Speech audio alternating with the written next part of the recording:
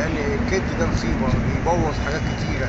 يعني انا مثلا كاتب كلمه هنا ايه، تاجر بلمان صدر راس ماله، بس سيادتك اه. هنا الانسان لما يكذب ممكن انا اكون نازل السوق اروح اجيب له الطلب بتاعه وهو اداني فلوسه مثلا، اداني الفلوس بتاع الحاجه دي وانا قلت له بكره اروح اجيبها لك وتيجي ايه ان شاء الله. واروح انا السوق بمشي من الصبح من الفجر او من مده كبيره يعني من بدري قوي، واروح السوق قبل ما يتزحم وبروح اجيب له حاجته وبجيله. طبعا بياخد العمليه دي كلها بتاخد وقت معايا، بتاخد يجي نص يوم، وباجي بجيب الحاجه واجي هو ما يجيش يبقى اصبح بوظ عليا اليوم. اصبح انا بحس بهزيمه كمان، لو كان معايا فلوس رحت جبت له الحاجه بيجي هو ما يجيش ياخدها بقى وبيديني بيعلقني، بحزن بحس بهزيمه كده. لما واحد بيكتب عليا بحس بهزيمه، خد بالك، لان الوقت هو الحياه، الوقت كالذهب، الوقت هو الذهب كالذهب كويس، الوقت كالسيف ان لم تقطعه قطعه. الوقت ثمره غاليه عند الناس العاقلين اللي هم يعرفوا قيمه الوقت. يعني ثمره الوقت غالي جدا، الوقت اغلى من الذهب. الوقت اللي هو ان الانسان يستغل كل ساعه وكل لحظه من عمره ويعمل برنامج كده من اول النهار ما يطلع على كل ساعه يعمل ايه. الساعه دي هروح كذا، الساعه هروح اصلي العصر، هتقابل مع فلان في الجامع اللي عاوز يقابلني اقابله في الجامع، مثلا لغايه انام العشاء عشان النوم مفيد كمان. الانسان لما بينام واخد سيادتك وبياخد الكومه بتاعت النوم بتاعته بيصحى الفجر. لو ما خدش الكومه بتاعت النوم ما بيقدرش يقوم، جسمه يبقى فيه خلخله، هتبقى سيادتك ويبقى برضه مش قادر يقاوم اليوم. دلوقتي واخد سيادتك اللي بيضيع على النت ده بالثمان ساعات 9 ساعات يقعد يستخدمهم في حاجات مش بتجاره ولا معامله مع مثلا ناس، يستثمر الوقت بطريقه يروض بضاعته، ينتج زي الجماعه في الصين عرضوا عليهم يوم اجازه، رفض يوم اجازه. يعني ما سمعت يعني ان هم بيحبوا الشغل، لابسين اللبس الازرق على طول، والعجل بيبقى وسيله سهله ليهم عشان ما يتعجلوش يعني ما يتعطلوش، بيركبوا عجل.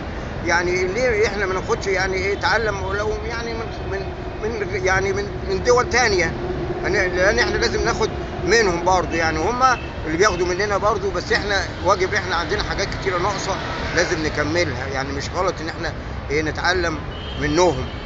ليه نجيب المجلات ونجيب نستطلع عليهم ونستغل كل وقت وكل ساعه في عمرنا ما نضيعهاش كده هباء. يعني انا اهو المشروع ده انا غاويه ليه؟ عشان بحب اقرا كتير وببيع برضه، وممكن اعمل مشروع تجاري، اعمل اي صناعه وابيعها. بس المشكله ان هي ايه بقى، بيجي ناس بقى يعني مش مؤاخذه يخشوا في حياتي كده ايه، ده عيل صغير كده مش متربي بيجي يضايقني بيبوظ لي زي ما بيقول لك صنعه ولا راحت بال، بيبوظ لي دماغي شويه، بقعد ازعل شويه وبرجع اعيد نشاطي تاني وارجع اركز تاني، وما بيأسي ولا تيأسوا من روح الله انه لا ييأس من روح الله الا القوم الكافرين. برجع برضه رغم ان المعاناه اللي بشوفها من بعض البلطجيه والناس اللي مش محترمه والناس اللي بيشربوا برشام واللي في الشارع الواحد بيتعرض لحاجات كتير، برجع برضه اخد نشاطي الفكري والذهني وارجع برضه مش يائس من رحمه ربنا، برضه بقاوم. ونفسي يعني الناس تحترم بعضيها، عشان هو اجمل حاجه في الدنيا ان الناس تحترم بعضيها. برضه بيبقى يعني بتبص تلاقي الناس ما بتحترم بعضيها بتحس بحلاوه كده، وبتحس بتبقى باحسن حاجه. ده الادب مكسب والعقل موهبه، يعني الادب مكسب.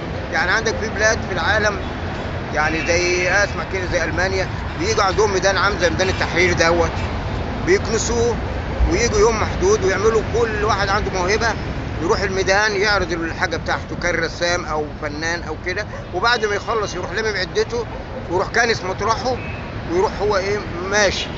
السوق ده المكان الميدان ده برضه بتيجي في ناس بتبيع حاجات تانية وبرضه يكنسوا مطرحهم وبطريقه جميله ما يسيبوش مكانهم ملوث، وبطريقه منسقه ومنظر جميل ومنظر يخلي الانسان يحس كده بالحياه وحلاوه الدنيا يعني وحلاوتها بالجمال. الانسان ما يعيش نضيف كده. انا لو عايش هنا وكان ناس الرصيف ده وجبت شويه كراسي مثلا وعملت شاي، انا كنت فكرت فكره هنا عملتها قبل كده، يعني كتبت اقرا اللي هوايه قراءه وادفع 50 قرش واشرب كوبايه شاي. كان ممكن اطور المشروع ده هنا واكنس الارض وارش ميه مع النظافه قوي قوي هيبقى المنظر حلو، يعني المنظر جميل. يعني اجمل حاجه ان الانسان لما يعيش كده في منظر جميل ويشوف يعني حاجه منظر حلو، هيقعد مكان نضيف هيقعد فيه. مكان وسخ هيبقى عاوز يمشي خالص، يمشي منه، عاوز يهج، مش عاوز يقعد في المكان الوسخ، عاوز يقعد في مكان نضيف. دي مشكله برضه، ان لازم الناس كلها تحب بعضها وتنظف، لان ايه قال لك النظافه من الايمان، دي علامه الايمان. وهم سايبين الزباله ليه؟ ما بيحبوش بعض. والنبي قال والله لا تدخلون الجنه حتى تؤمنوا ولا تؤمنوا حتى تتحبوا. يعني النظافه دي علامه من علامه الايمان. المكان النظيف يبقى فيه ناس مؤمنين، لان زمان كان في صحابه ماشيين ولقوا مكان نظيف، قال هذا المكان كانوا فيه مؤمنين، لقوا مكان نظيف. فدي ايه اللي بيخلوهم ما بينضفوش؟ بيكرهوا بعض، ودي علامه ان هو امام انه ضعيف. ما هو النبي قال والله لا تدخلون الجنه حتى تؤمنوا ولا تؤمنوا حتى تتحبوا. علامه الحب اهي النظافه دي. خدت بال سيادتك؟ طب بالنسبة للصدق والكذب، الكذب بقى ابعت رسالة برضو. الكذب ده مصيبه. الكذب ده يعني تاجر بلا مال، الصدق راس ماله. تاجر وواحد اداله بيعه كبيره وقال له انا هديك الفلوس وما تضحكش عليه، طبعا وباع البيعه دي واداله فلوسه، يبقى في الوقت ده ممكن يديله تاني. انما لو كذب عليه هيخسر، هيبقى فيه هنا ادي عمل ذنب. وبعدين الحاجه التانيه التاجر ده ممكن ما يسكتلوش، اللي هو اللي هيديله البضاعه. انما لما يكون هو صادق هيبقى شهرته مع الناس كلها كويسه. الراجل ده صادق، هيديك مالك مش هياكلك، اديله. الراجل ده صادق، اديله، ما تخافش منه، اديله. يبقى اصبح فيه هنا ايه؟ هيحشر يوم القيامه مع الصديقين. التاجر الصديق يحشر يوم القيامه مع الصديقين. وبعدين هنا لما يكون صادق هيبقى البني ادم ثروته سمعته بقى تبقى حلوه كده، واخد بال سيادتك، وتبقى لا مؤاخذه ما فيش الناس مش هتخاف منه. لان برضه البني ادم ثروته سمعته باظت بقى وقالوا عليه كذاب وبتاع، مش هينفع يشتغل برضه. واول حرف في كلمه تاجر تائب الى الله، تاني حرف امين، تالت حرف جريء، رابع حرف ربح. خدت بالك برضه صفات التاجر. ولازم الانسان لما يكون بيشتغل في شغله يكون فيه الصفات دي، وبعدين يكون كمان هاوي الحاجه اللي هو شغال فيها. يعني انا المشروع اللي انا فيه ده ممكن استثمر كتير قوي والله، وممكن اكسب كتير، بس معلش عدم الامان والاستقرار برضه معلش، يعني ما تزعلش مني، برضه لسه برضه المشكله دي مشكله وعره قوي، لان انا لسه مسؤول في رمضان اللي فات ده معلش. فهنا دي مخوفه الواحد عمليه ان انا مثلا اجيب بضاعه واحطها. وبقى في مشكله تانية، حكايه البلديه برضه رجعت تاني معلش، يعني رجعت برضه مشكله البلديه تاني، ودي مشكله برضه بتخوف.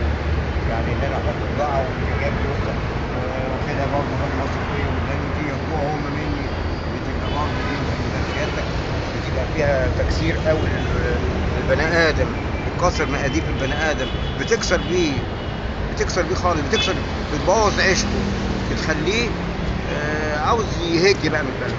تلاقي ان المشكله دي مشكله وعره قوي، ان ما يخلوش امان للبني ادم اللي هو يمكن عنده موهبه، يمكن هيفيد البلد، يمكن يعمل حاجه. اديله تعليمات وقول له اقعد، بس المكان ده لو جينا لقينا ورقه ولا طبل السجاره جنبك هنعمل لك المخالفه الاولانيه مش هنعمل لك حاجه، المخالفه الثانيه كذا. فلو زودت هيبقى في مخالفه جامده. يعني يديله تعليمات، والمكان يكون انت يقول له انت نظيف، والحاجه اللي انت قاعد بيها منظرها كذا كذا، ما يكونش بقى الحاجه دي بقى مبوظ الشارع، عامل